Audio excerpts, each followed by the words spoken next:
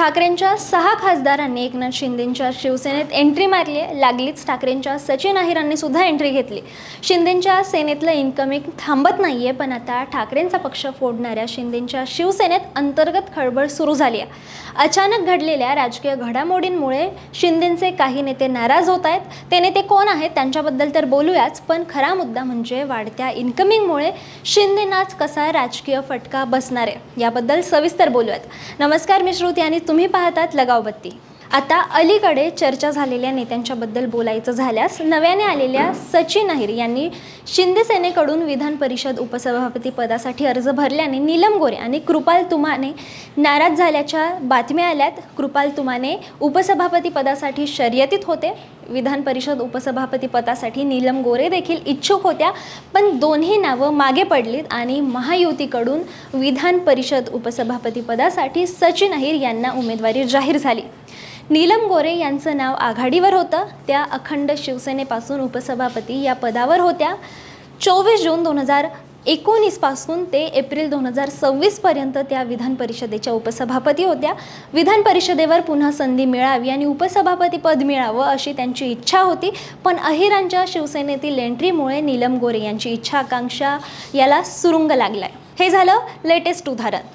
अशा अनेक घडामोडी येत्या काळात सेनेमध्ये घडतील। याला एकच कारण असेल, ते म्हणजे एकनाथ शिंदेंच्या शिवसेनेत वाढत असलेलं इन्कमिंग। एकनाथ शिंदेंच्या शिवसेनेत पक्षप्रवेश वाढत असल्यानं त्यांचा पक्ष भलेही मजबूत होत असेल, पण यामुळे नुकसानसुद्धा शिंदेंचंच तेवढंच होणार आहे। याचे परिणाम दिसायला सुरुवात झाली आहे। एकनाथ शिंदे यांच्या शिवसेनेत पक्षप्रवेश वाढल्यानं कोणत्या अडचणींना शिंदेंना सामना करावा लागू शकतो ते आता पाहूयात।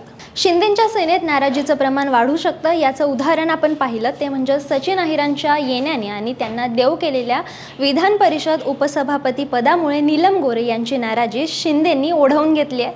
थोडक्यात पदांच्या वाटपावरून स्पर्धा निर्माण होतात। मिळणाऱ्या स्पर्धेत वाटेकरी वाढत जात आहेत। स्थानिक पातळीवर तर धुसफूस जास्तच दिसून येऊ शकते।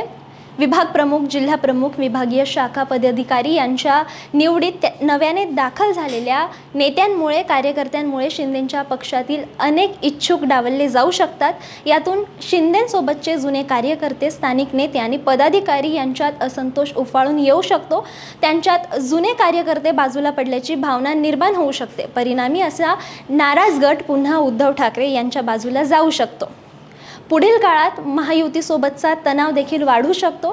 2024 मध्ये पार पडलेल्या लोकसभा निवडणुकीत महायुतीच्या उमेदवारांना पराभूत करून निवडून आलेले खासदार, आमदार शिंदेंच्या सेनेत दाखल झाल्याने भाजपसोबतचा पुढील काळातील जागा वाटपाचा संघर्ष वाढेल।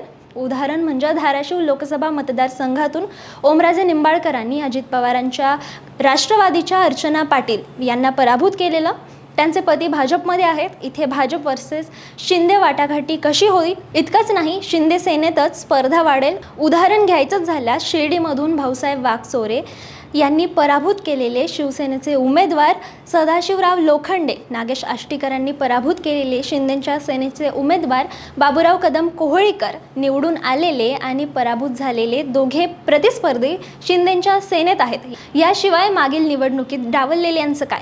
हिंगोलीमधून माजी खासदार हेमंत पाटील, यवतमाळ वाशिममधून माजी खासदार भावना गवळी यांचं राजकीय पुनर्वसन न करता त्यांच्या प्रतिस्पर्ध्यांना पक्षात घेणं म्हणजे जुन्या लोकांचा पत्ता कट करण्यासारखं आहे। थोडक्यात या दोन्ही गटात जिल्हा पातळीवर अंतर्गत समन्वय ठेवण्याचं आव्हान शिंदेंसमोर असणार आहे। मंत्रिपदावर मिळणाऱ्या संधीबाबतही हेच लागू पडतं। केंद्रात खासदार श्रीकांत शिंदे यांना संधी मिळण्याची चर्चा आहे।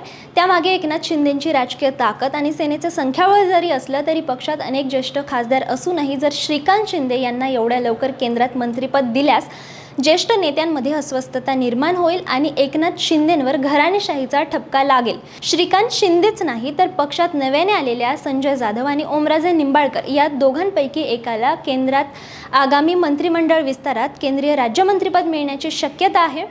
पक्षांतराच्या वेळी झालेल्या वाटाघाटीनंतर या दोघांना प्रत्येक 1.5 वर्षासाठी मंत्रिपद दिलं जाऊ शकतं। पण यामुळे काय होणार की ज्या खासदारांनी 4 वर्षांपूर्वी शिंदेंवर विश्वास ठेवून बंड करण्याचं धोरण स्वीकारलं, जे 2024 मध्ये धनुष्यबाणावर निवडणूक लढले, निवडून आले, त्यांना मागे टाकून नव्याने आलेल्यांना मंत्रिपदावर संधी मिळते म्हटल्यावर जुने खासदार नाराज होतील।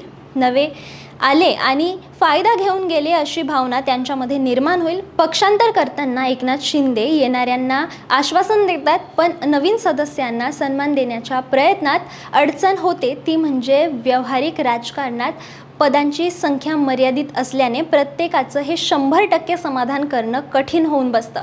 पक्ष वाढत असताना नवीन लोक येतात, पण जुन्यांना आमचा फायदा काय असा प्रश्न पडतो.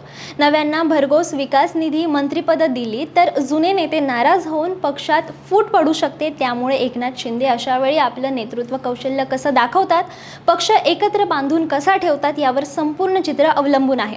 जाता जाता एक मुद्दा सांगावा लागेल, तो म्हणजे एकनाथ शिंदेंनी त्यांच्या शिवसेनेत होणाऱ्या सततच्या पक्षप्रवेशाला आळा घातला पाहिजे. नाहीतर त्यांची शिवसेना ही संघटना कमी आणि सत्ता केंद्र जास्त आहे असं धारणा बळकट होऊ शकते. तुम्हाला काय वाटतं?